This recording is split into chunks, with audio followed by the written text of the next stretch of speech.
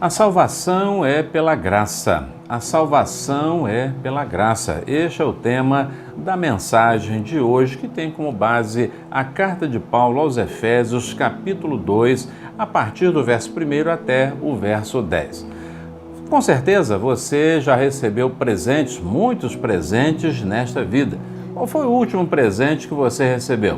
No dia do seu aniversário, no Natal, em alguma data festiva ao longo deste ano?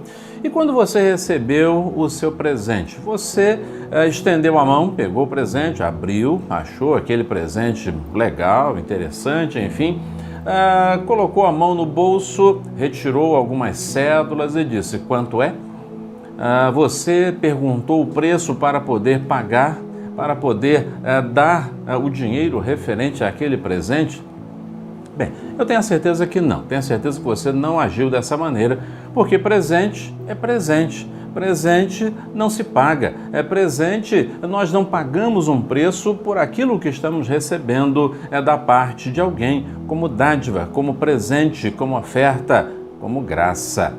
Quando olhamos para a salvação, entendemos desta maneira: a salvação como um presente que não nos custa, ao contrário, está sendo oferecido gratuitamente, mas custou para aquele que está oferecendo, para aquele que está dando, para aquele que está concedendo aquela dádiva, aquele presente, aquela graça. Então, vamos ao texto, vamos ver o que a palavra do Senhor nos fala neste texto tão especial, tão bonito e tão necessário para a compreensão da nossa vida, da nossa nova vida com o Senhor. Vamos ao texto então, Efésios capítulo 2, a partir do verso 1, a palavra do Senhor nos diz assim: Ele vos deu vida, estando vós mortos nas vossas transgressões e pecados, nos quais andastes no passado, no caminho deste mundo, segundo o príncipe do poderio do ar, do espírito que agora age nos filhos da desobediência, entre os quais todos nós também antes andávamos, seguindo os desejos carnais, fazendo a vontade da carne e da mente, e éramos, por natureza, filhos da ira, assim como os demais. Mas Deus, que é rico em misericórdia, pelo imenso amor com que nos amou, estando nós ainda mortos em nossos pecados, deu-nos vida juntamente com Cristo. Pela graça sois salvos. E nos ressuscitou juntamente com Ele, e com Ele nos fez assentar nas regiões celestiais em Cristo Jesus, para mostrar nos séculos vindouros a suprema riqueza da sua graça, pela sua bondade para conosco em Cristo Jesus. Porque pela graça sois salvos, por meio da fé, e isto não vem de vós, é dom de Deus. Não vem das obras, para que ninguém se orgulhe, pois fomos feitos por Ele, criados em Jesus Cristo, para as boas obras, previamente preparadas por Deus para que andássemos nelas. Amém. A salvação é pela graça. Este texto é muito especial. Esse texto mostra dois momentos, Paulo está tentando enfatizar aqui dois momentos muito interessantes. O que éramos antes do Senhor e o que nos tornamos após a chegada de Jesus em nossa vida. São os dois momentos fundamentais da nossa caminhada com Deus. Desde já, quero fazer um convite a você para que você analise a sua vida e o seu coração, para que você, ao longo desta mensagem, possa refletir em como era a sua vida antes de conhecer a Jesus e como é a sua vida hoje, conhecendo Cristo Jesus.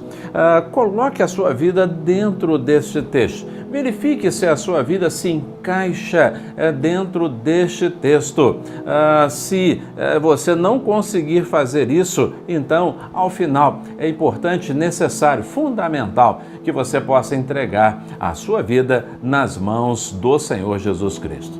Ao olharmos para esse texto, nós vemos então Paulo, primeiramente, na primeira parte deste texto, ele procura mostrar a nossa condição, como era a nossa vida antes de conhecer a Deus. E ele diz assim: Ele vos deu vida.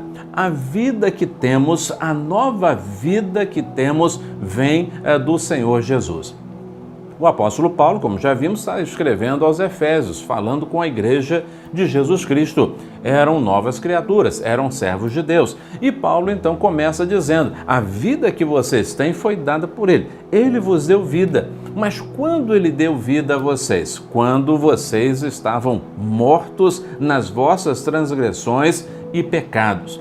A condição do homem é longe de Deus. A condição do homem sem Cristo é a condição de estar morto. A palavra do Senhor Jesus é muito clara lá em Romanos capítulo 6, verso 23, porque o salário do pecado é a morte. Esta é a condição do homem longe do Senhor, longe de Deus. E ele está morto, isto é, separado, afastado, distante de Deus, cortado, portanto, da presença do Senhor. Isaías diz que as nossas transgressões, os nossos pecados fazem erguer um muro de separação entre nós e o nosso Deus. Estávamos mortos, separados. E mortos e separados aonde? No meio das nossas transgressões. O termo original para transgressões aqui indica queda, indica um desvio, indica um descarrilhamento, quando algo sai do caminho, quando algo sai do lugar certo, nas transgressões da nossa vida, mas também nos pecados. A ideia do pecado é alguma coisa que sai da direção, é que não alcança o alvo, é que sai fora, portanto, do padrão estabelecido e não atinge a meta estabelecida, a meta desejada, a meta esperada. Nós então, e os Efésios também, estávamos mortos, separados nas transgressões, em meio a uma queda e no pecado, longe, completamente fora do alvo estabelecido pelo Senhor Deus para a nossa vida. Esta era a vida longe do Senhor. E Paulo avança no capítulo do verso 2 dizendo assim: nos quais, essa condição, nos quais andastes no passado. Esta é uma forma de Paulo lembrar. Ele diz assim: olhem para trás. No passado era assim que vocês estavam, mortos em transgressões e em pecado, distantes, portanto, de Deus. No passado, o que acontecia com vocês? Vocês estavam no caminho deste mundo. No caminho deste mundo. O caminho do homem sem Deus é um caminho longe de Deus. É um caminho segundo este mundo. Mas este mundo aqui não é um mundo criação de Deus. Paulo não está se referindo à criação de Deus.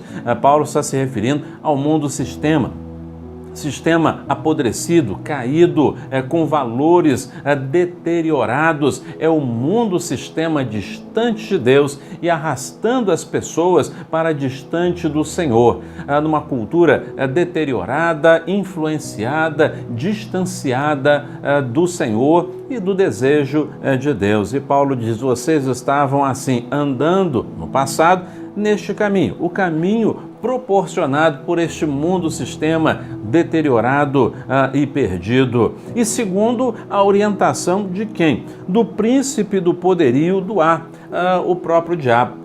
O diabo leva ao afastamento de Deus, ele inspira o afastamento de Deus, ele motiva a destruição deste mundo sistema e o aprofundamento da sua deterioração, do seu apodrecimento pelo pecado, pela ofensa a Deus, pelo desafio e rebeldia para com o Senhor. Mas diz também que o Espírito, o Espírito que agora age nos filhos da desobediência. A natureza humana corrompida, maculada pelo pecado, nos leva à desobediência ao Senhor. O homem natural é desobediente a Deus, inclinado para fazer aquilo que desagrada ao Senhor. Filhos da desobediência. Esta era a condição, esta era a situação. Mas não apenas isso, o texto nos informa também que todos nós, Paulo diz no verso 3, todos nós também andávamos. Isso concorda com Romanos capítulo 3, verso 23, quando diz que todos pecaram Não alguns pecaram, não os efésios pecaram. Paulo está dizendo, todos nós andávamos dessa mesma maneira. Todos nós estávamos na mesma condição. Todos pecaram e destituídos estão da glória de Deus. Romanos capítulo 3, verso 23. E como isso se caracteriza? Como esse afastamento se dá? Seguindo subordinados aos desejos carnais, fazendo a vontade da carne e da mente. Isso aponta à depravação total do ser humano, o afastamento completo do ser humano, a sua vontade afetada, a sua mente afetada, a sua natureza física afetada, uma depravação completa, um afastamento completo de Deus. Este é o quadro, essa é a realidade, esta é a situação do ser humano, longe e afastado de Deus, por sua natureza pecaminosa, inclinada para o mal, inclinado para aquilo que é contrário ao Senhor. E por isso, por natureza, o homem natural, por natureza, filhos da ira, filhos da condenação. Longe de Cristo já estamos condenados. Quando longe do Senhor Jesus já estamos condenados. Por isso que o próprio Senhor Jesus diz que quem crê não está condenado, não é condenado, mas quem não crê já está condenado, porquanto não crê no nome do unigênito Filho de Deus. Filhos da ira, sujeitos a toda a condenação. Esta a situação dos efésios antes de conhecer a Cristo. Essa a condição de todo ser humano antes de conhecer a Cristo Jesus. Mas Paulo, então, após mostrar a condição anterior à presença de Cristo Jesus como Salvador e Senhor na vida, ele então apresenta o que Deus fez por nós, o que Deus realizou, o que Deus operou em nossa vida, mudando esta condição, mudando, portanto, esta situação. A palavra, então, nos diz assim, mas Deus, a obra é feita por Deus, a obra realizada por Deus, ninguém mais, não há a intervenção humana. Tudo aquilo que vai acontecer, o que vai ser descrito daqui para frente, foi feito pelo agir de Deus, pela mão de Deus. Não há a intervenção humana. E ele diz assim, mas Deus, que é rico em misericórdia. Olha que coisa maravilhosa, que coisa boa. O Senhor Deus é rico em misericórdia. Ele vê a nossa dor, Ele vê a nossa condição, Ele vê a situação em que nos encontramos e Ele não apenas sente por isso, Ele não apenas se entristece por isso, mas Ele age no sentido de resolver, de solucionar, de trazer uma resposta para esta situação que estamos vivendo. A misericórdia vê a necessidade, sente a dor da necessidade, mas não fica parado. Age para solucionar aquela questão. Deus, que é rico em misericórdia e movido pelo imenso amor com que nos amou. O amor de Deus é incalculável, é incomparável, é um grandioso amor, tão grande que moveu o coração do próprio Deus a enviar Jesus Cristo. É isso que nos fala lá em João capítulo 3,16, não é isso? Deus amou o mundo de uma tal maneira que deu.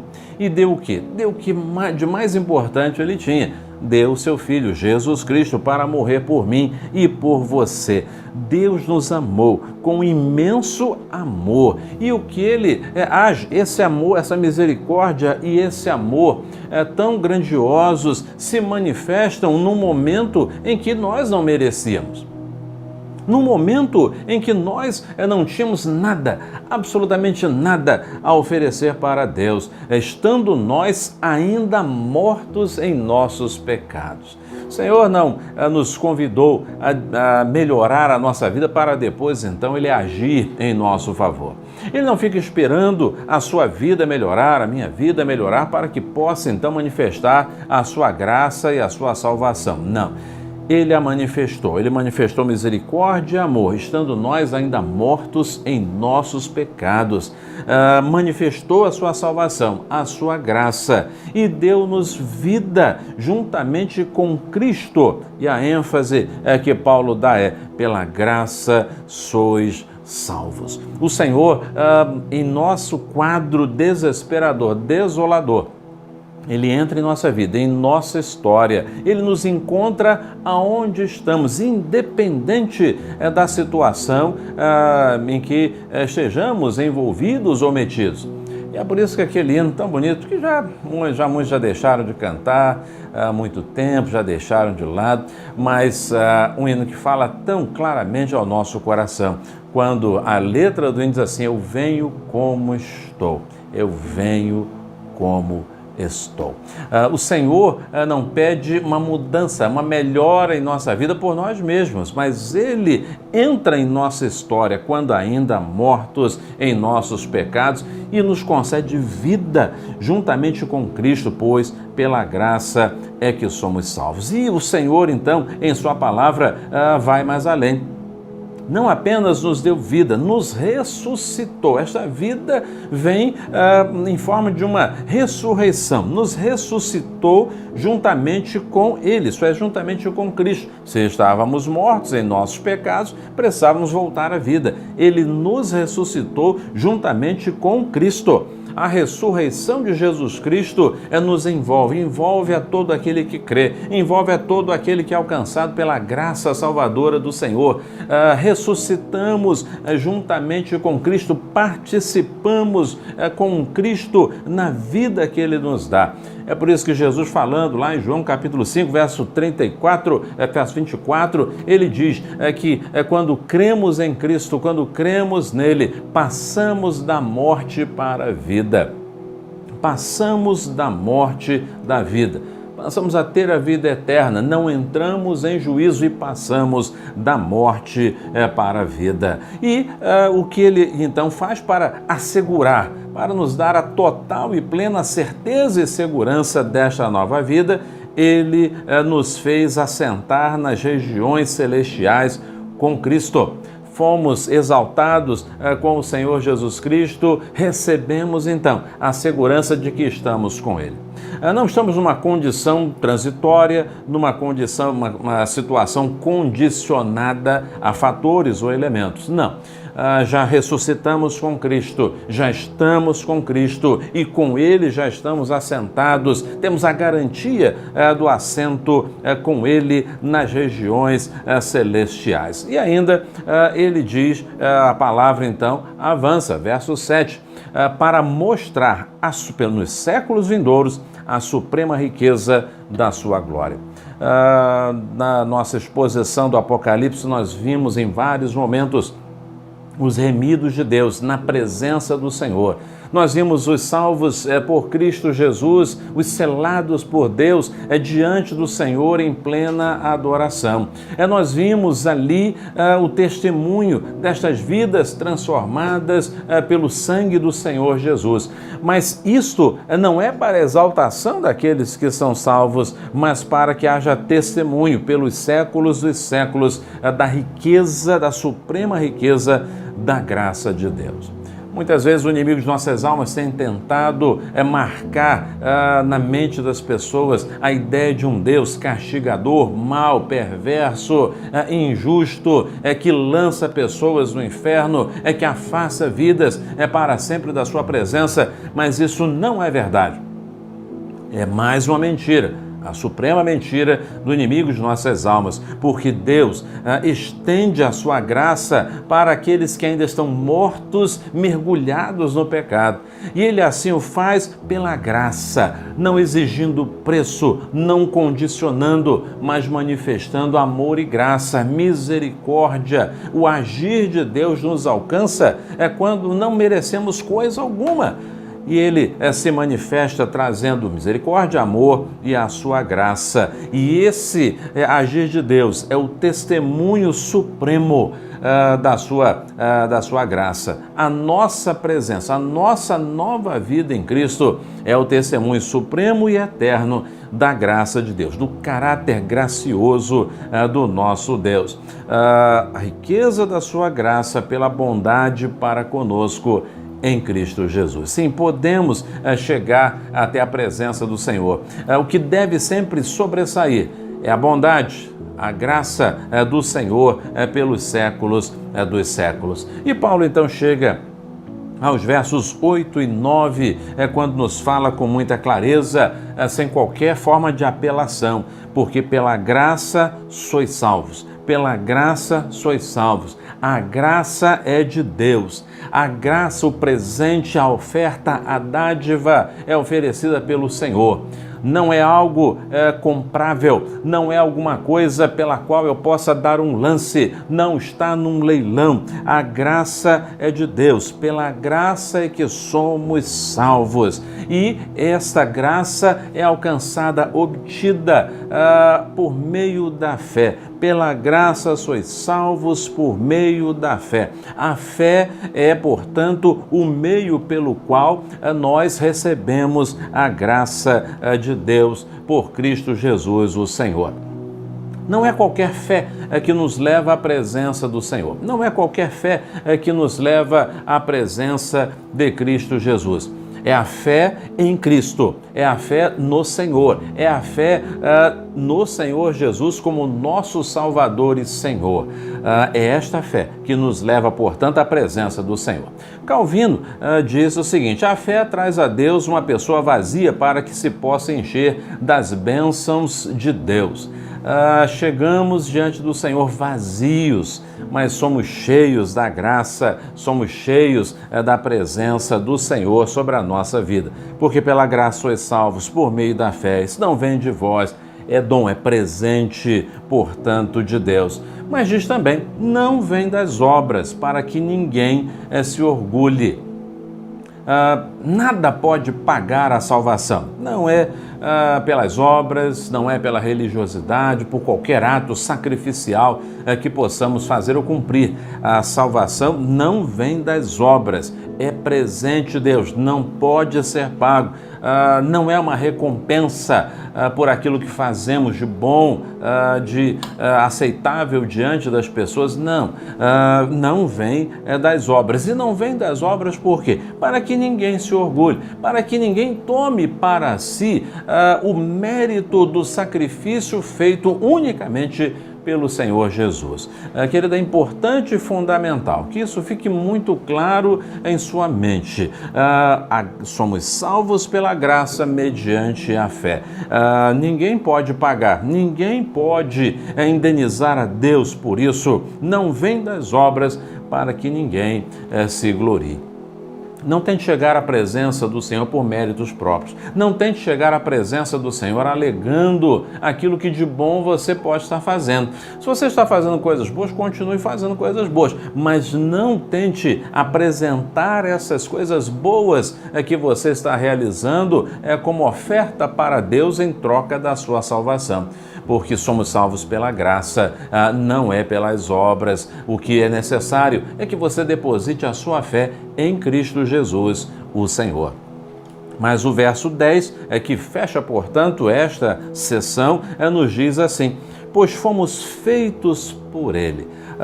Volta aqui ao verso 4, quando diz, mas Deus é o autor, Deus faz tudo isso, Deus percorre todo este circuito, fomos feitos por Ele. Quem faz é Deus.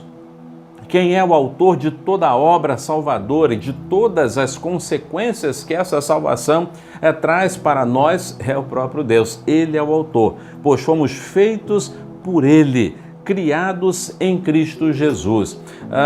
Nesse momento, a palavra do Senhor nos leva a um outro ensino do Senhor, que é o ensino da nova vida em Cristo, do novo nascimento. Jesus ensinou para Nicodemos, importa nascer de novo, porque aquele que não nascer de novo não pode ver o reino de Deus. Também, Paulo, escrevendo aos Coríntios, ele diz, se alguém está em Cristo, é uma nova criatura. As coisas velhas já passaram e eis que tudo se fez novo. Fomos feitos por Ele e criados em Cristo Jesus, uma nova criação. Nos tornamos um novo ser em Cristo Jesus, o Senhor. É interessante que esse termo feitos, pois fomos feitos por Ele, no original, o termo utilizado é poiema, que dá origem, portanto, à nossa palavra no português poema. indicando uma obra de arte, indicando algo que foi feito para agradar, para ser apreciado, algo muito bonito, enfim, uma obra de arte. Sim, a salvação do Senhor operada em nós faz de nós obras de arte nas mãos do Senhor. Faz de nós criaturas belas, criaturas que têm todo o potencial para expressar o que há de mais bonito, mais belo, mais tocante, mais sensível do caráter de Deus. Tem sido assim em sua vida?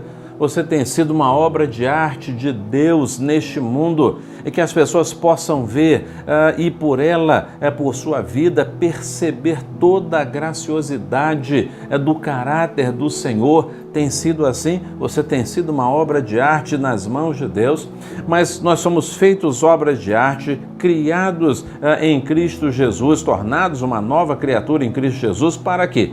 Para as boas obras. Não somos salvos pelas obras, mas somos salvos para as boas obras. Fazer boas obras, fazer coisas boas para outras pessoas é uma consequência da nossa salvação.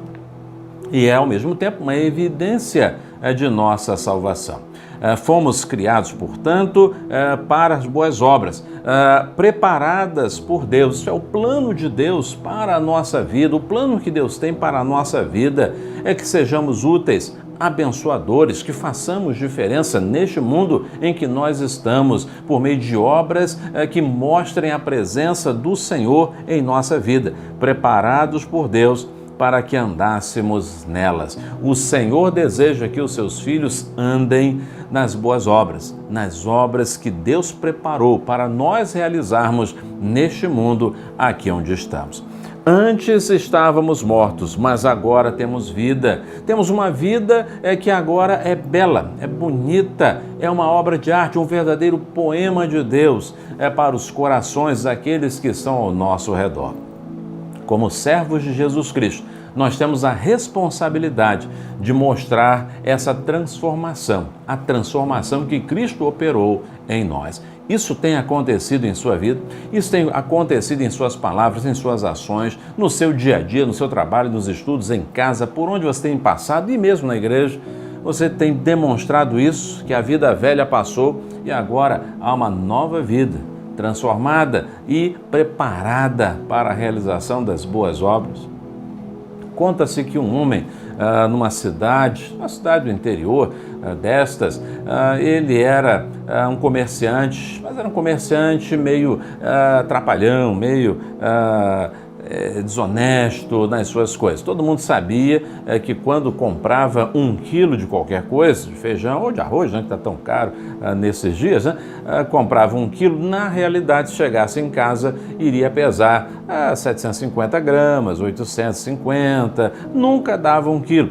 Se comprasse 1 metro de tecido, por exemplo, nunca iria 1 metro. Sempre ia lá 90 centímetros, 92, 89, 85. Ele sempre tirava alguma coisa. Por isso ele não era muito bem visto, mas como era o único na cidade, as pessoas tinham de comprar ali na sua loja. Um dia, aquele homem deu ouvidos à voz de Deus e a palavra do Senhor falou ao seu coração. O Espírito Santo tocou em sua vida e aquele homem pôde ser alcançado pela graça salvadora do Senhor Jesus. Sua vida mudou e ele começou a dar sinais, demonstrações de que a sua vida tinha mudado. Mas o que aconteceu? As pessoas ficaram em dúvida. As pessoas acharam o seguinte: vai ver que ele é crente só na igreja.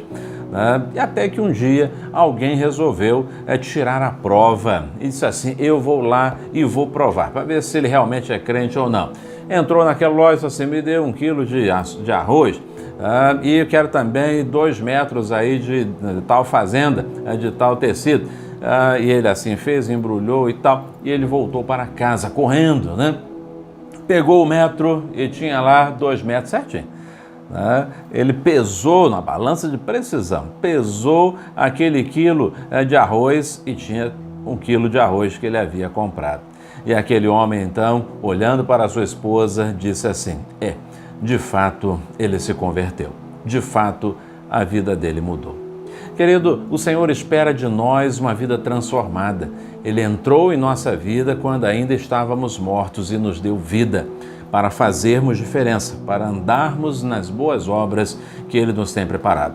Isso acontece desde as coisas pequeninas, um pequeno sinal de honestidade em nosso trabalho, e alcança a nossa vida como um todo. Como tem sido a sua vida? Como tem sido a sua caminhada com o Senhor?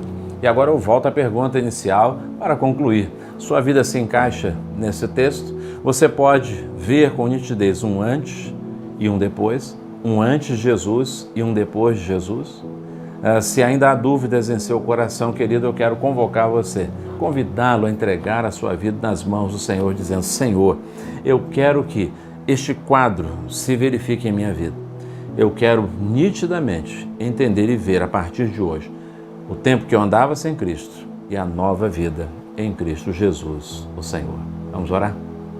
Pai, neste momento, quero entregar a vida do meu irmão, da minha irmã, do meu amigo, da minha amiga que está nos acompanhando neste momento.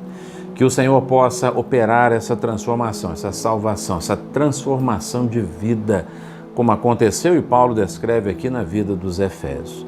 Antes mortos, mas agora vivos, uma obra de arte para espalhar boas obras que Deus tem preparado para nós andarmos nelas.